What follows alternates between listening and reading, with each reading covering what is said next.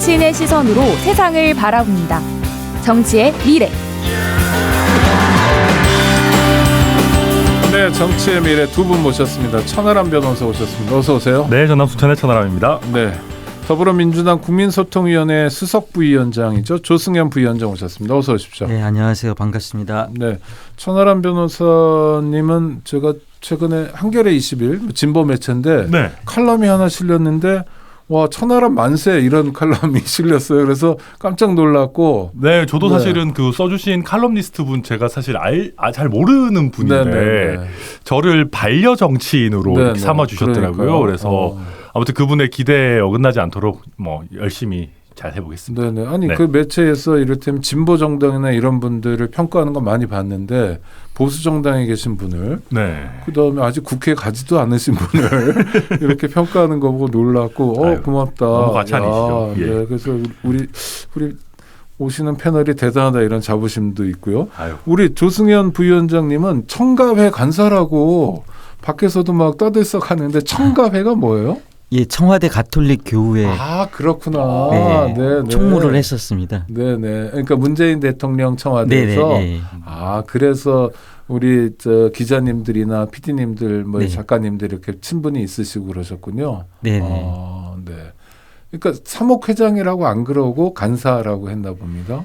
사실은 정확하게 보면 영업이사였는데 그렇습니까? 영업이사는 뭘 해요? 제가 네. 가입을 많이 시켰습니다. 냉담한 신자분들을 이렇게. 예. 많이, 그래요? 예. 네, 네네. 네. 듣기로는 뭐 견진교리도 했었다고 청와대에서. 네, 그 견진교리 한 것은 저 후임이 했었습니다. 예. 그렇군요. 네, 좋습니다. 하여튼 쟁쟁한 두 분을 모시고 하는데 현실 정치 얘기는 꼭 기분 좋지만은 않은데요. 하여튼 그래도 뭐 살펴봐야 됩니다. 일단 우리 조승현 부위원장님이 골라오신 발언인데요. 한동훈 법무부 장관의 음성부터 듣고 시작하겠습니다. 해외에 도피한 중범죄자들이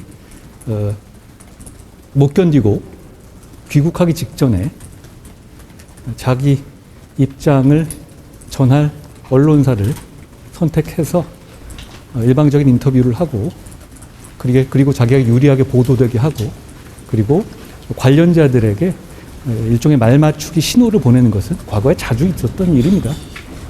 이 얘기는 아마 쌍방울 전 회장 김성태 씨가 태국에서 귀국하기 전에 했던 얘기, 뭐 이재명 모른다, 뭐 만날 계기도 없었고 이유도 없었다. 그 발언에 대한 설명인 것 같은데요. 조승현 부위원장 이 발언을 왜 골라오셨죠? 이 발언이 한 세 가지 정도 차원에서 문제가 있습니다. 일단 첫째로 한동훈 장관께서 국회 출석해서 이게 답변하기가 곤란하면 네. 예컨대 이제 김건희 여사의 주가 조작 사건이라든지 이런 거에 대해 답변이 곤란하면 했던 얘기가 법무부 장관으로서 개별적인 사안에 대해서 언급하는 건 부적절하다 이러면서 회피를 했었습니다. 네. 근데 상당히 이 구체적으로 개별 사안에 대해서 얘기를 한 거 이게 이제 본인의 말을 어떻게 보면은 뒤집었다는 측면에서 문제가 있고요. 두 번째는 그게 무죄 추정의 원칙에 어긋난다. 그 얘기를 드리고 싶습니다. 그러니까 지금 이 언급을 통해 가지고 지금 이재명 대표에 대해서 그냥 범죄자라고 단정을 하고 있습니다. 그리고 민주당은 범죄 집단이라고 또 단정을 하고 있거든요. 이렇게 자꾸 프레임을 씌우는 건데 이런 부분이 이제 여론전을 하고 있다는 측면에서 부적절하다고 봅니다. 지금 이재명 대표 개인 일에 왜 민주당이 전체가 나서냐 이런 얘기 많이 하지 않습니까? 네. 근데 그럴 수밖에 없는 게 지금 윤석열 대통령의 이게 최종 목표는 이재명의 제거가 아닙니다. 이재명을 제거하고 민주당을 괴멸시켜가지고 야당 민주진영을 분열시킴으로써 총선 승리하겠다는 이 전략이기 때문에 민주당이 지금 이런 문재인 이재명 참수작전을 벌이고 있는데 똘똘 뭉쳐서 방어하지 않을 수가 없는 것이죠. 그다음에 이제 세 번째 지금 말맞추기를 했다고 범죄자들이 말맞추기를 했다고 이렇게 단정적으로 얘기를 했는데 사실 그 말맞추기는 전 검찰이 하고 있다고 보고 있습니다. 왜냐하면은 김성태 전 회장이 이런 얘기를 했습니다. 내가 이재명 때문에 인생이 초토화가 됐는데 왜 편들어 주겠냐. 이게 어디서 많이 들어본 것 같지 않습니까? 김만배 씨가 이재명 때문에 피해만 입었다. 괴롭히기만 했다. 그래서 공산당이라고 욕까지 했지 않습니까? 이렇게 일했던 분들 남욱 12년 동안 씨알도 안 먹혔다라든지 정영욱 녹취록에 다 나오지 않습니까? 우리끼리 돈 주고받은 거 이재명이 알면 큰일 난다. 이런 얘기를 했던 분들이 검찰에만 들어가면은 진술이 번복되고 있습니다. 왜냐하면 검찰이 계속 괴롭히고 원하는 진술 나올 말을 때까지. 조금 끊어갈까 하는데요. 네네. 일단 네. 여기까지 했고 또 가보겠습니다. 네. 청와대 변호사. 네. 근데 뭐 이게 이제 글쎄요. 저는 이재명 대표가 사라진다고 해서 민주당이 괴멸될까요? 그러니까 이게 뭐 그건 아니겠죠. 네, 그러니까 이재명 뭐 문재인 참수작전, 저는 뭐 그렇게까지 너무 좀 과한 일이 아닐까 싶고요. 그러니까 이제 이재명 대표가 예를 들면 민주당 대표직을 수행하면서 어떤 범죄 혐의를 지게 됐다라고 하면 그건 민주당의 문제겠죠. 그런데 이거는 사실 그게 아니라 그냥 과거에 있었던 더구나 민주당 경선 과정에서 불거졌던 여러 일들이 지금 문제가 되고 있는데 이게 민주당 전체를 뭐 싸잡아서 뭐 괴멸시키려고 한다. 저는 그렇게 생각하진 않고 저는 개인적으로는 이재명 대표 쳐내면 오히려 민주당 지지율 오를 거라고 생각하거든요. 그래서 저는 저희가 왜 굳이 민주당 이재명 대표를 빨리 쳐내야 되는지도 잘 모르겠습니다. 그와 별개로 한동훈 장관의 이 얘기에서 중범죄자라고 표현한 거는 김성태 씨를 얘기한 겁니다. 해외로 도피한 중범죄자라는 얘기는 이게 뭐 이재명 대표가 뭐 중범죄자다라고 단정하는 그런 건 아니고요. 그러니까 다만 저는 뒷부분 있지 않습니까? 말 맞추기 신호를 보낸다라는 부분은 제 생각에도 이게 맞을 것 같은데 뭐 또 한동훈 장관도 과거에 뭐 남욱 변호사나 그 최순실 씨를 예로 들기도 했습니다만 제가 봐도 이거 맞는 말인 것 같은데 장관이 굳이 이렇게까지 구체적으로 답변할 필요가 있나? 그냥 뭐 김성태 씨 말 굳이 내가 뭐 어떤 코멘트할 필요를 못 느낀다라는 정도로 넘어가는 게 맞지 않을까 정도 저도 생각합니다. 아니 또 하나는 말 맞추기를 만약 한다면 남의 핸드폰 빌려가지고 통화하면 되는 거 아닌가요? 이렇게 언론에 대고 말 맞추기 하나 약간 의아하긴 한데 복수의 관련자들에게 이렇게 뭐랄까 시그널을 광범위하게 낸다 뭐 이런 의미겠죠. 나는 이런 진술을 하겠다라는 신호였다. 그러니까 니들도 진술할 때 맞춰서 해라. 뭐 이런 거다라고 그렇죠. 한동훈 법무장관이 규정한 거죠. 네, 조승현 부위원장. 그 부분을 이제 검찰이 하는 수사 방식이나 그런 태도에 대해서 민주당 불신을 가질 수밖에 없는 게 그렇게 이재명 때문에 피해를 봤다. 손해만 봤다. 공산당이다. 뺏기기만 했다. 이렇게 얘기했던 분이 검찰에 끌려가가지고 진술 번복을 다 합니다. 검찰이 원하는 대답이 나올 때까지 계속 괴롭히고 회사를 뭐 아마 문 닫게 하겠다. 뭐 알거지를 만들겠다. 이렇게 했겠죠. 그러면서 가족들까지 탈탈 털고 막 소환한다고 하고 그러니까 결국엔 이재명한테 돈을 줬다. 이렇게 진술 번복을 했지 않습니까? 그러니까 당장에 구속영장 연장도 안 하고 그렇고 이런 상황이 되면은 그런 폭력적인 수사 방식 때문에 오히려 검찰하고 입을 맞추고 있다. 저는 그렇게 생각이 들고요. 우리가 상식적으로 봤을 때 영화를 볼 때 어떤 범죄가 발생하고 용의선상에 오르는 사람들을 보면은 그 행위로 인해서 그 이득을 보는 사람들이 용의선상에 올라가지 않습니까? 그러니까 예를 들면 뇌물죄로 해서 10년, 20년 받을 게 정치자금 법으로 해가지고 집행유예가 가능한 범죄로 바꿔준다든지 그렇게 하면은 또 돈을 자기가 뇌물로 주고 갖고 있는 게 아니라 누구한테 전달했으니까 추징이나 몰수도 피해갈 수가 있지 않습니까? 이런 식으로 이득을 볼 수 있는 사람들의 진술은 사실은 신빙성이 탄핵돼야 됩니다. 그런데 그걸 갖다가 그럴 때는 중범죄자들의 증언이라든지 진술은 믿고 어떨 때는 중범죄자들의 진술을 믿을 수가 없다. 이렇게 왔다 갔다 하는 것도 문제라고 생각이 됩니다. 그러니까 제가 이제 여기서 뭐 우리가 대장동이나 이런 거에 디테일한 부분을 뭐 깊게 들어갈 건 아닌데요. 저는 이게 법원에서 정진상이나 김용 씨에 대해서 영장을 발부한 이상 방금 말씀하신 얘기는 사실 좀 무의미하다라고 생각합니다. 그러니까 정진상 실장이나 김용 부원장 같은 경우에도 거의 10시간에 육박하는 굉장히 치열한 논란, 이제 변론과 이제 검찰의 공방을 거쳐서 법원에 구속영장이 나왔거든요. 말씀하신 것처럼 우리나라 법관들이 그런 정도로 멍청한 사람들은 아닙니다. 이게 예를 들면 정말 진술 증거밖에 없고 이 사람들이 터무니없이 검찰이 압박해가지고 뭐 과거에서 개연성 없이 말 바꾸고 이런 정도가 있다면은 영장이 나올 수 있는 수준이 안 되거든요. 그래서 뭐 유죄 판단은 아니고 그럼요. 영장이라는 건 뭐 형사소송 절차 중에 하나다 이렇게 보는 입장. 그럼요. 그래서 저는 다만 이렇게 지금 법원에서 구속영장이 나왔다라는 얘기는 최소한 수사의 필요성은 있다. 그리고 지금까지 수사가 그렇게 터무니없이 이루어지지 않았다라는 건 어느 정도 반증하는 부분인 거거든요. 그래서 저희가 뭐 저희뿐만 아니라 많은 언론에서도 이렇게 최측근 두 분이 이렇게 구속이 돼 있는데 최소한의 유감 표명이라도 있어야 되는 것 아니냐라고 하는 것이고 그거조차 없으니까 이재명 대표는 아니 이거 너무 책임지는 자세가 없는 것 아니냐라는 말씀 드리는 거죠. 네, 지금 말씀하신 건 본인의 범죄는 뭐 논외로 하더라도 본인이 먼저 최측근이 2명 있다고 그래서 김용, 정진상 그렇죠? 그 2분이 구속돼 있으면 최소한의 유감 표명은 해야 된다. 천하람 변호사 그런 얘기가 많이 있는 네. 건 사실이지만은 지금 아까 그런 검찰의 수사 방식이라든지 이런 거에 대한 불신이 있기 때문에 그런 거고 또 이분들에 대해서 어떤 혐의가 지금 구속영장 청구 단계이지 어떤 사법부의 판단을 그것도 판단이라고 말씀하셨지만 뭐 1심 결과가 나온 것도 아니기 때문에 뭐 이재명 대표도 당연히 이렇게 민주당이 혼란스럽고 본인도 괴로울 뿐만 아니라 국민들한테 송구한 마음은 있겠지만 어느 정도 이게 좀 확정적으로 돼야지 그 다음에 뭐 정치적으로든 도의적으로든 얘기를 할 수 있지 않을까 그런 생각이 들고요. 알겠습니다. 이재명 대표 자체는 본인이 결백하다고 생각을 하니까 네네. 참 이게 이 곤란한 상황이 된 거죠. 이게. 알겠습니다. 이번에는 천하람 위원장 골라온 말씀을 한번 들어볼까 하는데요. 함께 들어보시죠. 저도 영부인이 네. 군복을 입고 가시는 것은 본 적이 없습니다. 네. 그렇기 때문에 저는 거듭 말씀드리지만 김건희 여사가 영부인으로서 활동을 제대로 해야 된다. 네. 그렇지만은 영부인의 부속실을 만들어서 거기서 공적 관리를 하면은 그런 문제가 발생되지 않을 것 같은데 박지원 전 국정원장의 목소리네요. 이 발언 왜 고르셨죠? 네. 네. 그러니까 요즘 우리 정치가 그 사소한 것을 가지고 목숨 거는 정치가 되고 있다. 네네.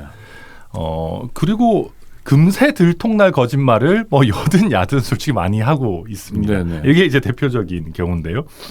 아니 영부인이 군복을 입든 말든 이게 뭐가 그렇게 중요합니까? 그러니까 이게 뭐 박지원 원장뿐만 아니라 사실은 김남국 의원도 뭐 누가 대통령인지 모르겠다 뭐 그런 식의 얘기를 하고 그러는데 실제로 그 김정숙 여사께서도 2018년에 동일한 UAE에 이제 같은 부대를 네. 방문하셔가지고 군복 입으시고 뭐 국내에서도 또 해병대 가실 때도 입으시고 그렇게 하셨거든요. 근데 이런 부분을 글쎄요, 저는 박지원 전 국정원장이 과연 정말 몰랐을까 의문인데, 근데 뭐 몰랐다 하더라도 이 김건희 여사에 대해서 이렇게까지 해야 되나? 그러니까 일종의 편견 같은 게 있어서 이런 말이 나왔다 이렇게 보시는 그렇죠. 거군요. 저는 두 네. 가지라고 봅니다. 실제 개인적으로 가지고 계신 편견이나 이런 것도 있을 거고 또 한 가지는 이게 장사가 됩니다.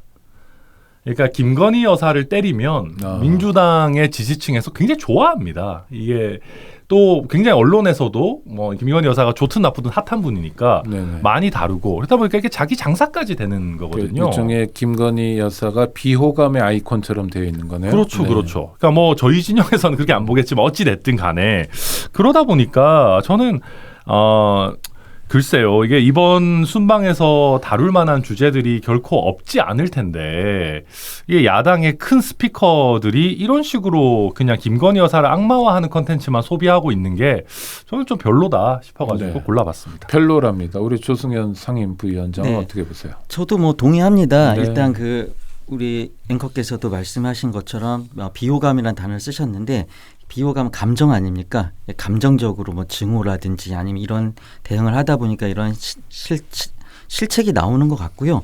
그런 사소한 거 가지고 얘기한 건 동의하지 않습니다. 그렇지만 이제 박지원 원장께서 얘기하고 싶었던 취지는 아마 요게 있을 것 같습니다. 그러니까 지금 그 얘기 중에서 영부인 부속실을 차라리 만들어서 시스템으로 보좌를 해라. 이 얘기는 사실 의미가 있습니다. 왜 그러냐면은 이게 지난번에 캄보디아에서 푸놈펜 그 심장 질환 소년의 집에 가서 찍은 사진이 이게 조명을 연출한 거냐 아니냐 이런 얘기가 있었지 않습니까?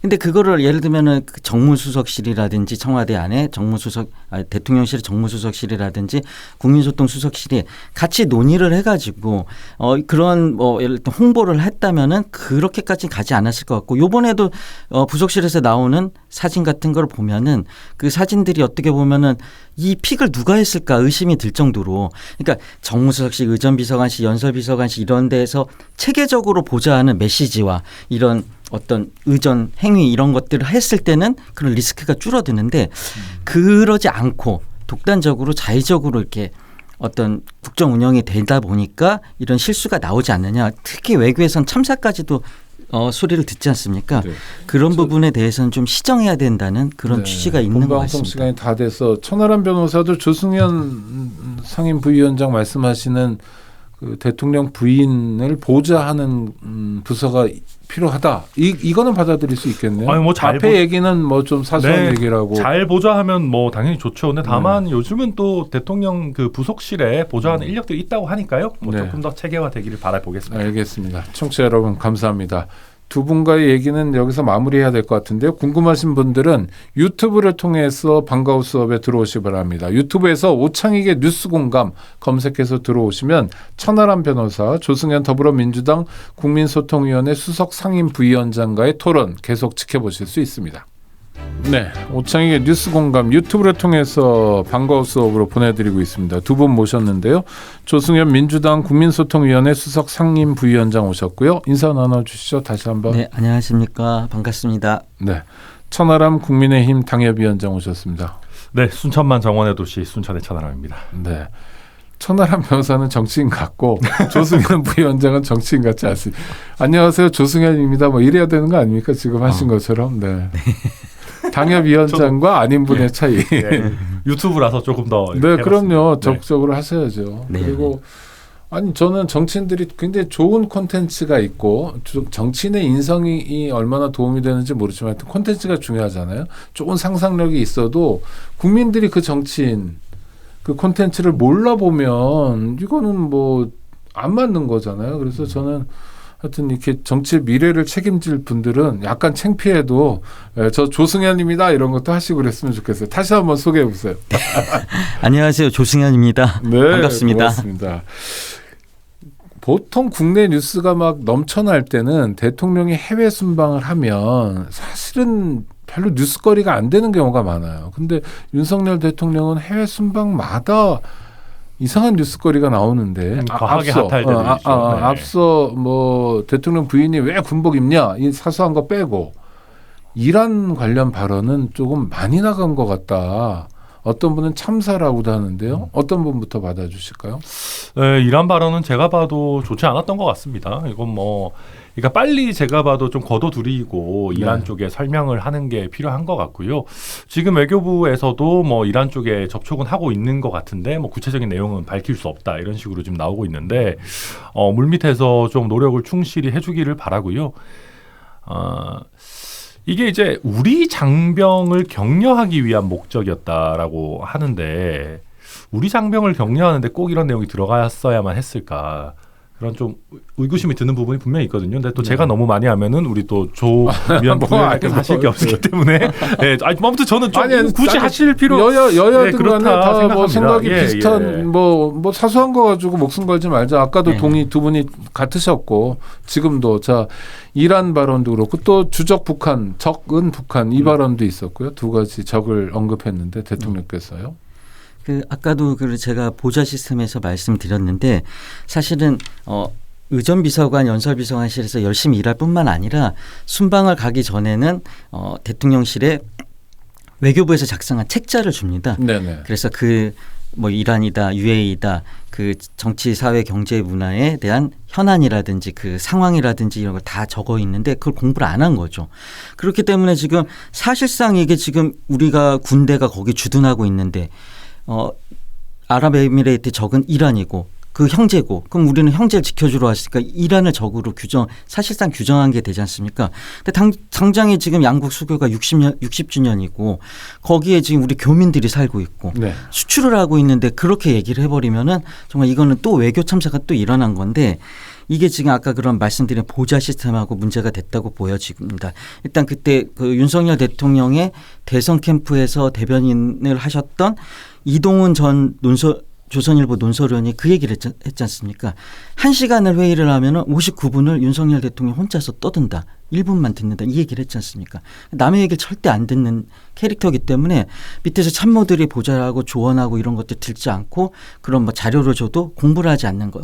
그런 태도가 지금 문제가 되는 거지 않습니까? 그러면 만약 그런 상황에서 대통령실에서 근무하고 계세요. 관련 네. 부처의 부서장, 뭐 네. 비서관이에요. 대통령이 안 들으려고 그러면 우리 조승현 부위원장은 어떻게 하실 거예요? 참 때려칠 수도 없고 참 답답하겠죠 정말. 아니 그러니까 저는 예. 쫓아다니면서 대통령 이건 잠깐 보셔야 돼요. 정말 사랑해요 이러면서 아니 공부를 그게 참모의 역할 아닌가? 간신이 아니려면 그래야 되는 거 아닌가? 근데 그럴 때 버럭 한번 해버리면은 더 이상 얘기를 꺼낼 수가 없거든요. 만약 정말 그러니까 비서실장이라든지 그런 얘기를 저는 여러 번 들었는데 꼭 이 네. 정권 아니라 다른 정권에도 대통령 캐릭터에 따라서 뭐 이거 또 가져오냐고 그러면 그 다음에는 아무 말도 못 한다고 하는데 그 못하면 공무원이 아니잖아요. 그렇죠. 뭐 김영삼 대통령 때도 심지어는 뭐 조깅할 때 따라가가지고 뭐 얘기한다라는 얘기 뭐 이런 것도 있고 뭐 그랬는데, 근데 이제 아마 실무자 입장에서 참 쉽지 않을 겁니다. 방금 말씀하신 것처럼 비서실장 정도 되면 모르겠지만 항상 대통령에게 접근할 수 있는 거는 아니니까요. 대통령실 안에 있더라도.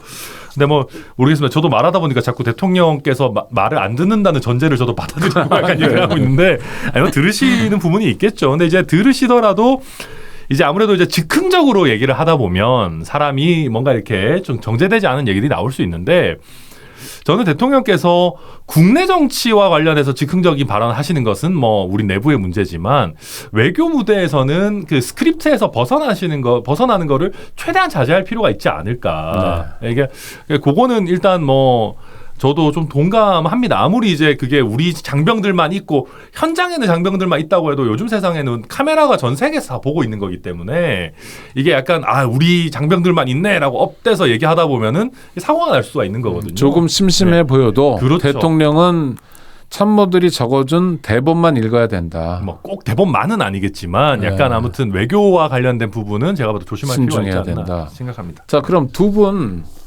지금 아크 부대 장병들이 앞에 있어요. 대통령이 되셨어요. 네. 자, 30초씩 한번 격려를 해주신다면 무슨 얘기 하시겠습니까? 시작. 네.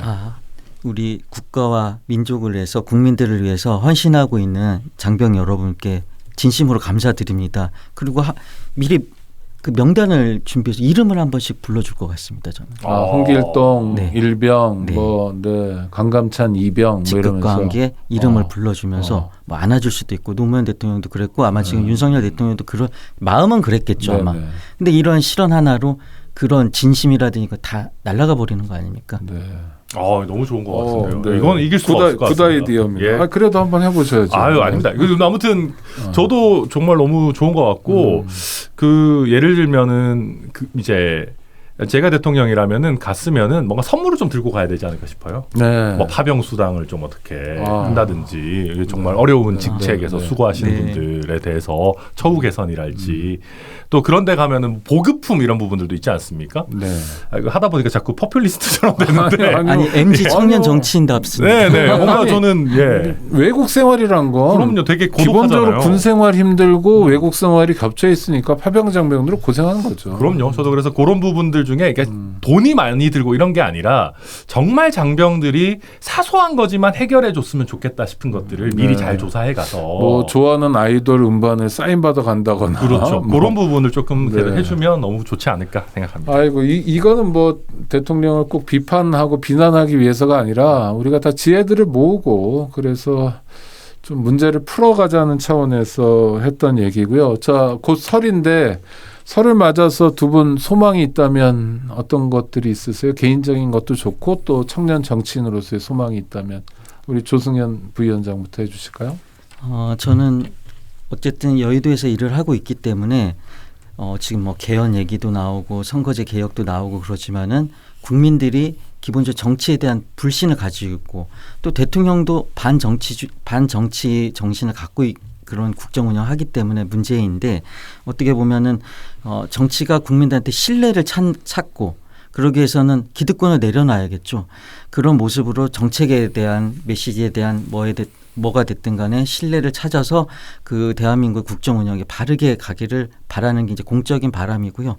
그 개인적으로는 제 아내한테 좀 고생을 좀 덜 시켰으면 하는 생각이 있습니다. 네. 저도 동네에서 좀 욕 좀 덜 먹었으면 좋겠습니다. 네. 동네 지역구에서. 네, 저희 지역구에서 욕을 너무 많이 먹어가지고. 그러니까 제 개인적으로가 아니라 뭐 저희 당이나 요새 보면 뭐 난장판이고 그래가지고 이게 이제 제가 봤을 때는 저는 뭐 여야의 뭐 화합 이런 것까지 거창하게 바라지는 않고 저희 당이 조금 다양한 목소리를 포용할 수 있는 그런 진정한 자유주의 정당이 좀 내년에는 됐으면 좋겠다. 네. 저희 당이 요새 자꾸 과거로 돌아가는 것 같아가지고 미래로 나아가는 그런 해가 됐으면 좋겠다 생각하고 있습니다. 우리 청취자님들 중에서 3032님 1인 소상공인입니다. 코로나 심할 때보다 경기가 더 엉망이라 이번 달 폐업했습니다. 아이고. 5994님 지금 아들을 군대에 보낸 엄마로서 하루하루가 무섭고 걱정으로 잠이 안 옵니다. 역시 아이고입니다. 이분들의 목소리가 국민의 목소리죠. 더 다른 목소리가 뭐 있겠습니까? 소상공인 자영업자의 목소리 또 엄마들의 목소리 경청하는 정치가 됐으면 좋겠고요. 그런 정치에서 두 분이 좋은 역할을 해주셨으면 좋겠습니다. 지금까지 조승현 더불어민주당 국민소통위원회 수석 상임 부위원장, 천하람 국민의힘 순천 광양 곡성 구례갑 당협위원장과의 인터뷰였습니다. 두 분 고생하셨습니다. 고맙습니다. 감사합니다. 감사합니다.